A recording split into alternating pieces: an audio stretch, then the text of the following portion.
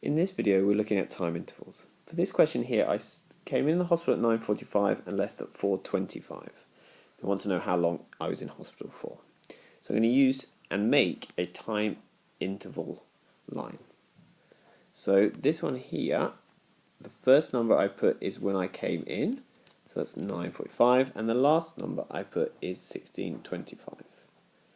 I'm also going to put on two more times onto this interval. The first time I put on this line here is the next time I get to the top of an hour, so when I get to something o'clock. So at 9:45, the next o'clock is 10 o'clock, so put that there. The last number I'm going to put in is the last full hour I get to. So 16:25, the last time I was at an o'clock was 1600 hours. Now work out the time in each of these intervals. So between 9:45 and 10 o'clock is 15 minutes. Between 10 o'clock and 6 o'clock is 6 hours.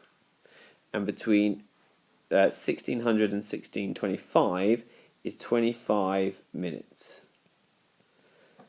Now I add these up. So I've got 6 hours plus 15 minutes plus 25 minutes gives me 6 hours and 40 minutes.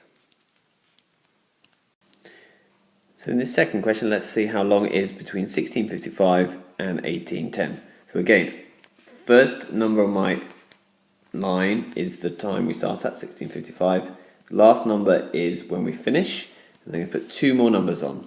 This one here is the next time I get to an o'clock, a foot on the hour. So 1655, the next o'clock would be 1700.